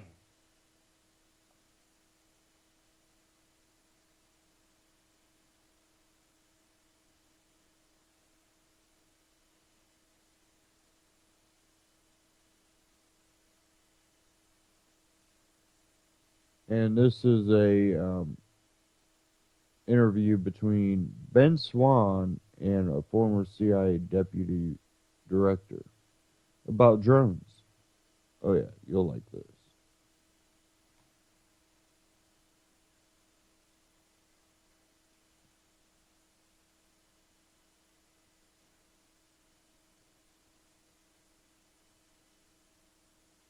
We begin tonight with a must-see interview. Former CIA Deputy Director Michael Morell is the author of a new book, The Great War of Our Time, and is laying out how the United States entered the Iraq War and the faulty intelligence that got us there. He's also talking about the Seymour Hersh report on the killing of bin Laden and whether U.S. foreign policy is creating more terrorists than it's killing. But let's begin here, because right now, each 2016 Republican presidential candidate is trying to explain their position on the Iraq War. Would they do it again? I began my interview with Morell by asking him about how the U.S. had such bad intelligence on Iraq. So there's two different key judgments that we produced in the run-up to the Iraq War. One was with regard to weapons of mass destruction. There's a view out there that the hardliners in the Bush administration, the Bush White House, the vice president pushed us into that view. That is a myth, right? We believed that he had chemical weapons. We believed he had biological weapons production capability. We believed he was reconstituting his nuclear weapons program.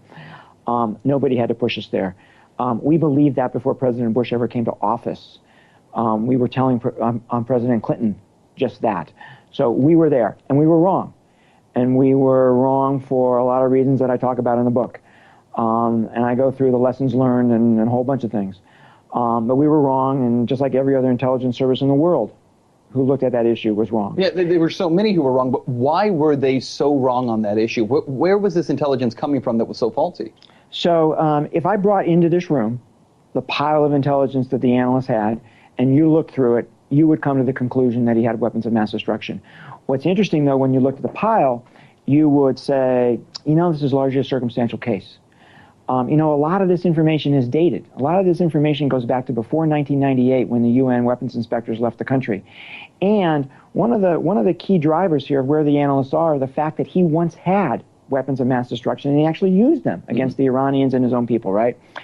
So you would come to that judgment, but what we should have done was to say, Mr. President, we think he's got him, but what you really need to know is that we're not very confident because this pile of information is not, at the end of the day, that persuasive. That would have been a different message, right? In terms of, that's absolutely true. And in terms of, you said, you know, the chemical weapons that he did have, and we knew that he had them, but one of the reasons didn't we know that he had them is we helped him to get the chemical weapons that were used in 1980 against Iran, that American companies were a part of that? I have no idea about that. I don't have any idea about that history, right? Sounds like a myth to me. I don't think we helped them get chemical weapons. Well, I mean, the New York Times reported on this recently with those compounds that were found and the missiles that were in the ground, that American companies were there in 1980 who were helping to do this. So you know, what I think is important here is the broader context, right? You talked about kind of what brought us to this, right? Sure. So the broader context, and this goes to the question that everybody's asking presidential candidates, right? Which in part I think is an unfair question, because the question they're asking is, if you knew today what we know today, would you do this? Right? 2020 hindsight, right? That's not a fair question. The context that President Bush was working with, right, was, and that's all he wanted to do. I wanted to defend the decision or attack the decision. Just give you the context. Yes. So 9/11 had just happened. 3,000 people had just been killed. It's a fundamental responsibility of the President of the United States to protect his people. The CIA was telling him that Saddam Hussein had weapons of mass destruction. This was an enemy of the United States, sworn enemy of the United States. And this guy did provide support to international terrorist groups, not Al-Qaeda, but Palestinian groups that attacked Israel, right? So the president is thinking, this guy's an enemy. He's got weapons of mass destruction. CIA is telling me he's going to develop a nuclear weapon. Is he going to use this against us? Might he give this stuff to terrorist groups who might use it against us? So that was the context, right? And not only did he end up thinking this was the right thing to do, but so did the majority of members of Congress looking at the same context. Saddam Hussein, and my understanding, looking through some record from that time and what some people have said after the fact who were working in the government at the time, is that Saddam Hussein was one of our best sources of information on al-Qaeda, that he was not affiliated with them, as you pointed out. And yet, in the build-up to the Iraq War, we heard over and over that al-Qaeda and Hussein were connected. Tell me about that connection. How did that happen? So I said there was two chunks of significant judgments with regard to Iraq. One was weapons of mass destruction. The other was Iraq and al-Qaeda. Was there a link between Iraq and al-Qaeda? It was a very legitimate question for everybody to ask after 9/11. Is there a link between Iraq and al-Qaeda? Is there a link between Iran and al-Qaeda? We said at the end of the day, after going through some ups and downs, we said there is no link between Iraq and al-Qaeda today. Iraq did not help al-Qaeda with 9/11. Iraq did not have foreknowledge of 9/11. Iraq in no way supported al-Qaeda. We said that, and some administration officials pushed back on us. Some administration officials said, you know, we think you need to withdraw that paper and take another look at this because we think you're wrong, right? They pressured us. They pressured us in a way that I haven't experienced before as an analyst, right? But we stood our ground. We did exactly what the taxpayers pay us to do, which is call it like you see it, balls and strikes. You know, don't budge from that. And the president supported us. It was the vice president's office who was pushing us. The president supported us. The president said, hey, I know about that pressure that's on you. I want you to continue to call it like you see it. And yet the narrative seemed to emerge out of the vice president's office. And I think he, even there, you know, these stories about working with New York Times to help kind of plant a story there, and then referencing the New York Times after the fact. A lot of manipulation that seemed to take place there. You're not a fan of the Seymour Hersh piece that just came out recently. You've referred to it as rubbish and hogwash. Yes.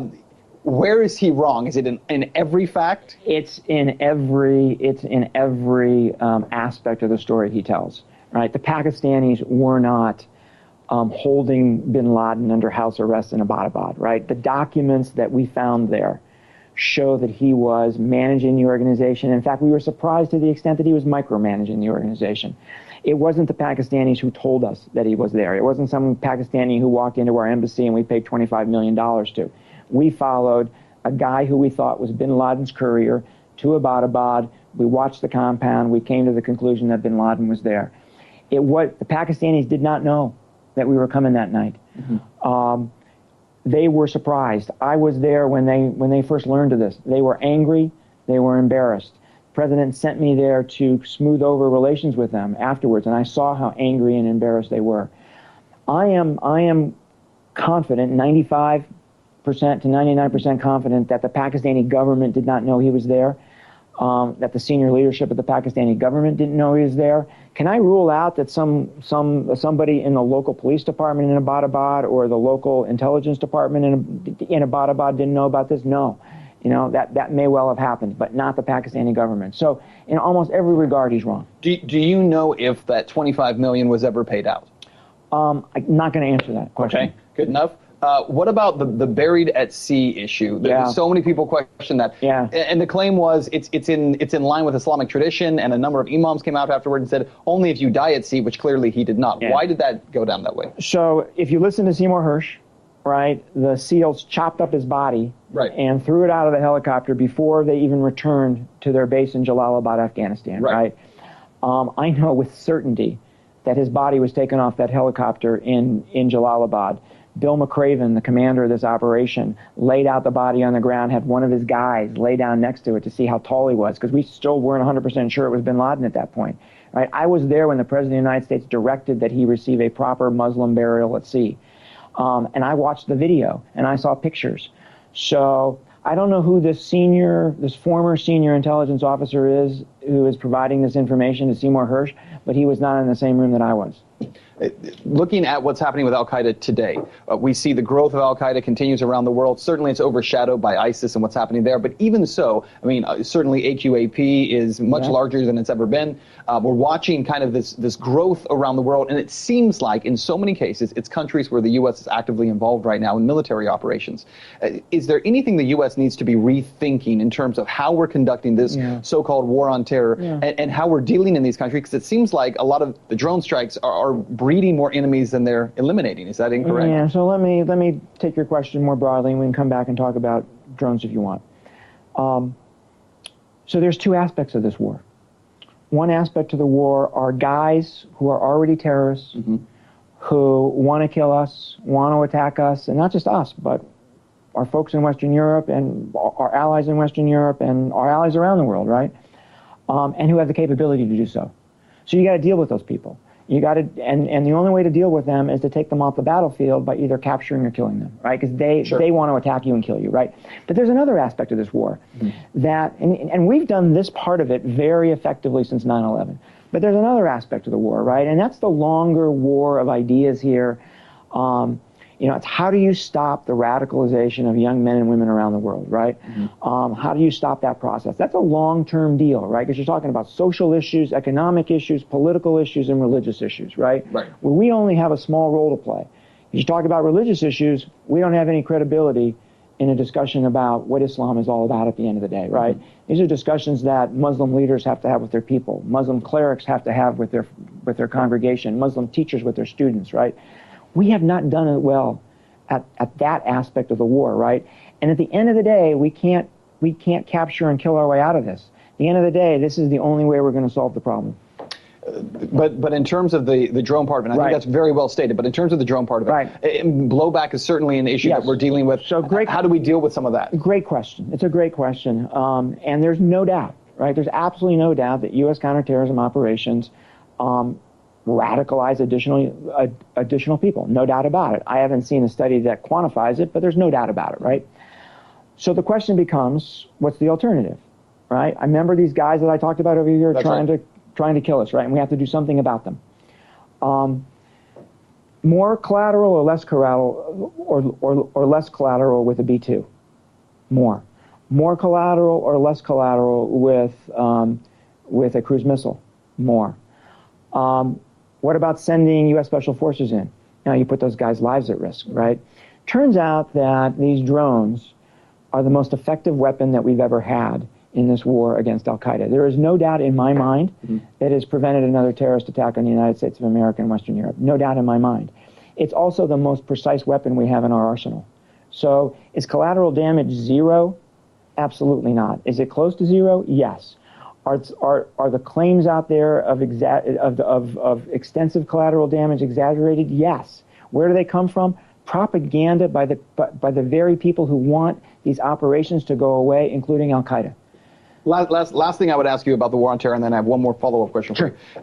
In terms of the war on terror, it's a war against ideology, as you pointed out very clearly. It's not against any nation state anywhere. However, compared to where we were 15 years ago, where we were 14 years ago, are we winning that war or are we losing that war? Yeah, so it's a great question, right? And the way I think about it is that we've had some significant victories in this war, but so have they, right? Ours have been protecting the homeland from another attack from them. Okay, there hasn't been another attack by an outside terrorist group since 9/11, and they've tried. They've tried on many occasions. Two is the degradation of the al-Qaeda senior leadership in that border area of Afghanistan, Pakistan, which actually attacked us, right? We significantly degraded those guys. Those are our victories. What has their victory been? It's been the spread of this ideology, right? So on September 10th, essentially one place on the planet. Today, West Africa, North Africa, East Africa, Middle East, still in South Asia, right? That's been their great victory, the spread of the ideology. Last thing I want to ask you about, you made a comment in this. Okay, I'm going to cut it there. We're at the end of the broadcast here. And this is an important thing that we need to address more of, you know, the blowback, and it's not something that's regularly discussed. And once we start having that discussion, I think we'll be more inept to actually talk about foreign policy at a deeper level. And it will end wars when we actually do that and take that all into account. Check out the UCY store. Go to ucy.tv, click the UCY store tab, and UCY partnered with Amazon. Great prepping, camping, and radiation gear. That's ucy.tv, UCY store tab, and same great prices from Amazon, and you help support UCY. And all the other great broadcasts here on ucy.tv coming up after this. Continual condition. Take care.